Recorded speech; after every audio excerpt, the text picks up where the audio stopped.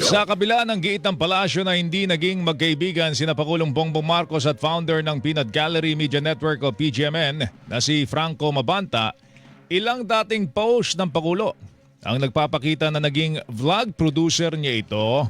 Base na rin po yan sa video na ipinost ng Pangulo noong 2018. Ipinost din ni Mabanta ang surprise birthday party para sa kanya sa Forbes Park noong March 1, 2018 kung saan kasama sa sumorpresa sina Marcos at kanyang asawa na si First Lady Liza Araneta Marcos na tinawag pa ni Mabantang tita at tito.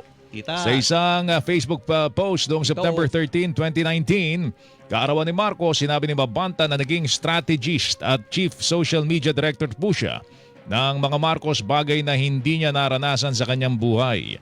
Samantala, kung titignan din ang mga social media post ni Mabanta, malinaw ang kanyang pahayag ng suporta para kay dating Pangulong Rodrigo Duterte.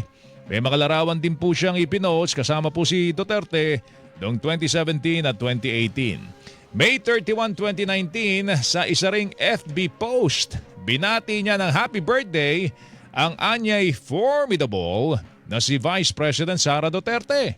Nang magsimula rin ang kampanya ng eleksyon 2022, hayagan din ang kanyang suporta sa Uniteam ni Marcos at kanyang katandem na si VP Duterte, pati na ang kanilang senatorial slate.